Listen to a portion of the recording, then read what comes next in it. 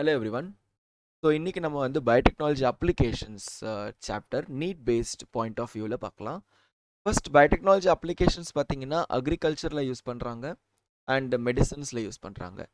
அக்ரிகல்ச்சர்ன்ற பட்சத்தில் agro chemical based agriculture, அதாவது like chemicals இல்லாமல் பெஸ்டிசைட்ஸ் வந்து ப்ரொடியூஸ் பண்ணுறாங்க. ஓகே, கெமிக்கல்ஸ் இல்லாமல் பெஸ்டிசைட்ஸ் ஒன்று ப்ரொடியூஸ் பண்ணுறாங்க. So with the help of fungus, with the help of herbs, and it's also with the help of insects. So fungus base பண்ணி பண்ணுறதை நம்ம ஃபங்கிசைட்ஸ் அப்படின்னு சொல்கிறோம், அண்ட் ஹர்ப்ஸ் பேஸ் பண்ணி பண்ணுறதை நம்ம ஹர்பிசைட்ஸ் அப்படின்னு சொல்கிறோம், அண்ட் இன்செக்ட்ஸ் பேஸ் பண்ணி பண்ணுறதை இன்செக்டிசைட்ஸ் அப்படின்னு சொல்கிறோம். First one. செகண்ட் ஒன் வந்து பார்த்தீங்கன்னா ஆர்கானிக் அக்ரிகல்ச்சர் பண்ணிட்டு இருக்காங்க.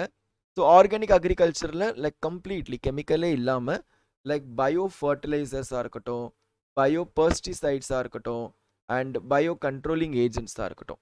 ஸோ இது எல்லாமே வந்து பண்ணிகிட்ருக்காங்க. அண்ட் லாஸ்ட் ஒன், இந்த சாப்டருடைய core, that is genetically engineered crop based agriculture பண்ணிகிட்ருக்காங்க. அதாவது லைக் ஒரு நார்மலாக இருக்கக்கூடிய க்ராப்பை, ஒரு நார்மலாக இருக்கக்கூடிய பிளான்ட்டை ஜெனட்டிக்கலி எப்படி இம்ப்ரூவ் பண்ண முடியும் அப்படின்றத பேஸ் பண்ணி பண்ணிகிட்ருக்காங்க. ஸோ இப்போ இன்கேஸ் இப்படி பண்ணுறதுனால நம்மளுக்கு என்னென்ன கிடைக்குதுன்னு பார்த்தீங்கன்னா, இதனால் நம்மளுக்கு வந்து நம்மளுடைய கிராப்ஸ் எல்லாமே வந்து ரொம்ப டாலரேட் ஆகிடுது. Tolerate for abiotic stress. That means consider யூஸ்வலாக நம்மளுடைய பிளான்ஸ் வந்து பார்த்திங்கன்னா they will be easily affected by lot of factors. Okay, so டெம்பரேச்சராக இருக்கட்டும், விண்டாக இருக்கட்டும், லைக் ஏபயோட்டிக் ஃபேக்டர்ஸ் மூலமாக ஈஸியாக அஃபெக்ட் ஆகிடும். பட் இந்த மாதிரி பயோடெக்னாலஜி யூஸ் பண்ணி ஜெனட்டிக்கலி இன்ஜினியர் இம்ப்ரூவ் பண்ணக்கூடிய ஆர்கனிசம்ஸ் எல்லாமே வந்து பார்த்திங்கன்னா அந்த ஸ்ட்ரெஸ்ஸை டாலரேட் பண்ணக்கூடிய ஒரு கேப்பபிலிட்டி வந்துடுது.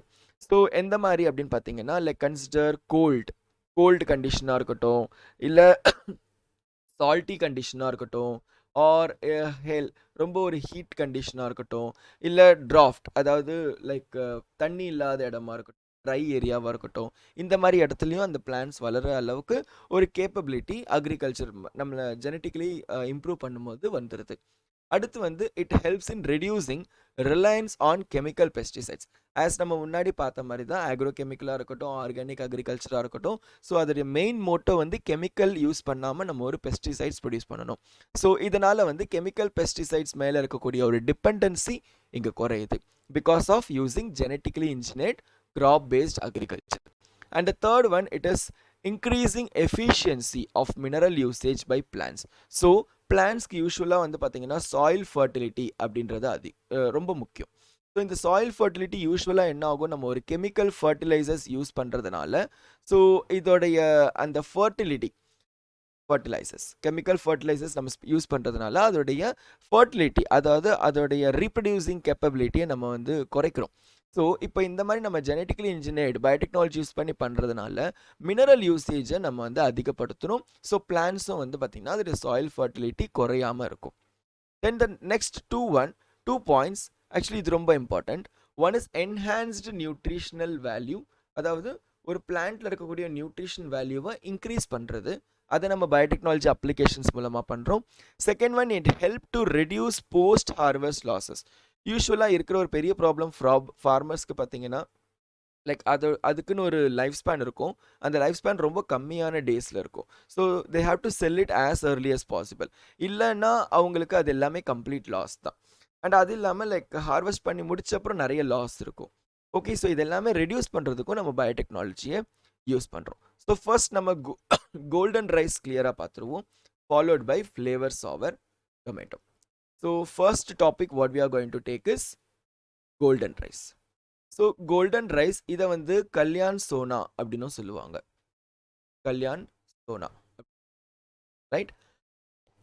இதில் என்ன ஒரு என்ஹான்ஸ்டு ப்ராப்பர்ட்டி அப்படின்னு பார்த்தீங்கன்னா, இதில் வந்து பார்த்தீங்கன்னா விட்டமின் ஏ அதோடைய லெவல் வந்து அதிகமாக இருக்குது.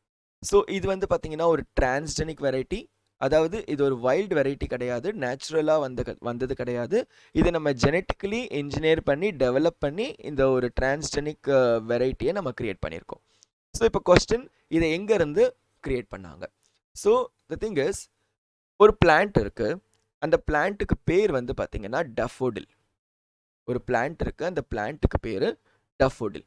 அண்ட் இந்த டஃபோடில் வந்து பார்த்திங்கன்னா இதுகிட்ட ஒரு ஜீன் இருக்கு. டெஃபோடில் கிட்ட ஒரு ஜீன் இருக்கு. அந்த ஜீனுக்கு பேரு பீட்டா கரோட்டின். அந்த ஜீனுக்கு பேரு பீட்டா கரோட்டின் ஜீன். ஸோ இந்த ஜீன் கிட்ட ஒரு கேப்பபிலிட்டி இருக்கு. என்னன்னா இது வந்து பார்த்தீங்கன்னா ரிச் இன் இந்த gene is responsible for giving high rich vitamin A. So vitamin A increase பண்ணுற ஒரு ரிச்னஸ் இந்த ஜீன் கிட்ட இருக்கு. ஸோ இப்போ நம்ம சயின்டிஸ்ட் என்ன பண்ணுறாங்கன்னா இந்த ஜீனை தனியாக ஐசோலேட் பண்ணுறாங்க. ஸோ அந்த ஜீன் என்ன? Beta carotene. லெட்ஸ் சே இதுதான் நம்ம ஜீன் நினச்சிக்கோங்க. லெட்ஸ் சே ஃபார் எக்ஸாம்பிள் இதுதான் நம்மளுடைய ஜீன். இந்த ஜீனுடைய பேர் என்ன? Beta carotene. ஓகே. ஸோ இந்த ஜீனை ஒரு பிளாஸ்மிட் அதாவது வெக்டரோட ஆட் பண்ணுறாங்க. இதை வந்து ஒரு வெக்டரோட ஆட் பண்ணுறாங்க. ஸோ யூஸ்வலாக வந்து பார்த்தீங்கன்னா பிளான்ஸில் நம்ம இந்த ஜீனை இன்சர்ட் பண்ணணும் அப்படின்னா அதுக்கு நம்ம யூஸ் பண்ணக்கூடிய ஒரு வெக்டார் வந்து பார்த்தீங்கன்னா டிஐ பிளாஸ்மிட். ஸோ இதை வந்து நம்ம பிளான்ட் வெக்டார் அப்படின்னு சொல்லுவோம். இதை எங்கேருந்து எடுக்கிறாங்க அப்படின்னு பார்த்தீங்கன்னா it is extracted from Agrobacterium. It is extracted from Agrobacterium டியூமிஃபேஷியன்ஸ். So Agrobacterium டியூமிஃபேஷியன்ஸ் அப்படின்ற ஒரு ஆர்கானிசம்ல இருந்து இந்த டிஐ பிளாஸ்மிடை எக்ஸ்ட்ராக்ட் பண்ணுறாங்க. ஸோ லெட்ஸ் சே இதுதான் அந்த பிளாஸ்மிட் வச்சுக்கோங்க. So plasmid. ஸோ இப்போ இந்த பிளாஸ்மிடோட இந்த ஜீனை வந்து கனெக்ட் பண்ண போகிறாங்க. ஸோ இதுதான் வந்து நம்ம நார்மலாக நம்மளுடைய ஜெனட்டிக் இன்ஜினியரிங் ஆர்டிஎன்ஏ டெக்னாலஜின்னு சொல்லுவோம், ரைட்? ஸோ இப்போ அந்த பிளாஸ்மிட் இருக்குது. இந்த பிளாஸ்மிடோட பார்த்தீங்கன்னா நம்மளுடைய ஜீன் ஆஃப் இன்ட்ரெஸ்ட்டை நம்ம வந்து அட்டாச் பண்ணியிருக்கோம். ஓகே. ஸோ இதோட நம்மளுடைய ஜீன் ஆஃப் இன்ட்ரெஸ்ட் ஒன்று ஆட் ஆயிடுச்சு. Okay, gene of interest add ஆயிடுச்சு. Make it big good. Yeah, gene of interest add பண்ணிட்டோம். ஸோ இப்போ இதுக்கு நம்ம ரீகாமினன்ட் டிஎன்ஏ, இதோடைய பேரை நம்ம என்ன சொல்கிறோம்? we call it as recombinant DNA or recombinant plasmid, whatever you want. recombinant DNA or recombinant plasmid. இப்போ இதில் என்ன ஜீன் இருக்கு? பீட்டா கரோட்டின் ஜீன் இருக்கு. ஸோ இந்த பீட்டா கரோட்டின் ஜீன் என்ன பண்ணும்? ஹை விட்டமின் லெவலை இன்க்ரீஸ் பண்ணும், விட்டமின் ஏ லெவலை இன்க்ரீஸ் பண்ணும். ஸோ இப்போ இந்த ரீகாமினன்ட் டிஎன்ஏவை நம்ம டெம்ப்ளேட் ஸ்ட்ரெயின்குள்ளே நம்ம வந்து ஆட் பண்ண போகிறோம். டெம்ப்ளேட் ஸ்ட்ரெயின் அப்படின்றது என்ன? ஒரு ரைஸோடைய ஒரு வைல்டு வெரைட்டியை ஒன்று எடுத்துக்கிறாங்க. ரைஸோடைய ஒரு வைல்டு வெரைட்டி ஒன்று எடுத்துக்கிறாங்க. அந்த ரைஸோடைய வைல்டு வெரைட்டியில் இந்த பீட்டா கரோட்டின் ஜீன் ஆட் பண்ணதும் நம்மளுக்கு என்ன கிடைக்குது? கோல்டன் ரைஸ் கிடைக்குது. ஸோ இவ்வளோதான். ஸோ லாஸ்ட்டு நம்மளுக்கு என்ன கிடைக்குது? கோல்டன் ரைஸ் கிடைக்குது. ஸோ நார்மல் ரைஸ் வெரைட்டி என்னவா மாறி இருக்கு? கோல்டன் ரைஸாக மாறி இருக்கு. ஸோ இப்போ இந்த கோல்டன் ரைஸில் என்ன ரிச்சாக இருக்குது? என்ஹான்ஸ்டு என்ன இருக்குது? லைக் விட்டமின் ஏ வந்து பார்த்தீங்கன்னா அதிகமாக இருக்குது. So this is one best example for biotechnology. So பயோடெக்னாலஜியை வச்சு நம்ம வந்து கோல்டன் ரைஸை இன்க்ரீஸ் பண்ணியிருக்கோம். ஸோ இது ஒரு concept. I hope you all understood, right? So second concept வந்து பார்த்தீங்கன்னா to prevent help to reduce post harvest losses. சொன்ன மாதிரி நெக்ஸ்ட் எக்ஸாம்பிள் என்ன? genetically engineered agriculture is helping to reduce post harvest loss. Okay, so இதுக்கான ஒரு example என்ன அப்படின்னா Flaver savr tomato. Flaver savr tomato யூஸ்வலாக வந்து பார்த்தீங்கன்னா ஒரு டொமேட்டோவுடைய நார்மலாக ஒரு சொல்கிறேன். ஸோ ஒரு நார்மலாக ஒரு டொமேட்டோட லைஃப் ஸ்பேன் வந்து பார்த்தீங்கன்னா 3 to 4 days இருக்கும். ஓகே, ஸோ இந்த லைஃப் ஸ்பேன் அதாவது 3 days ஆகும் பொழுது, லைக் 1 to 3 days அப்படி ஆகும் பொழுது என்ன ஆகும்னா யூஸ்வலாக அந்த தக்காளி வந்து பார்த்தீங்கன்னா சுருங்கிடும். ஓகே, ஸோ அந்த தக்காளி வந்து பார்த்தீங்கன்னா ஷ்ரிங்க் ஆகிடும். இது ஏன் அப்படி ஷ்ரிங்க் ஆகுதுன்னு பார்த்தீங்கன்னா இந்த டொமேட்டோ அப்படின்றது ஒரு சாஃப்டான ஃப்ரூட். ஓகே, கரெக்டாக இது வந்து ஒரு சாஃப்டான ஃப்ரூட். இந்த சாஃப்ட்னஸ் டேஸ் ஆக ஆக சாஃப்ட்னஸ் அதிகமாகிட்டே போகும். ஸோ சாஃப்ட்னஸ் அதிகமாகிட்டே போகும்பொழுது அது ஈஸியாக ஷ்ரிங்க் ஆகிடும். ஸோ ஷ்ரிங்க் ஆகிடுச்சு அப்படின்னா நம்ம அதை வந்து வாங்க மாட்டோம்.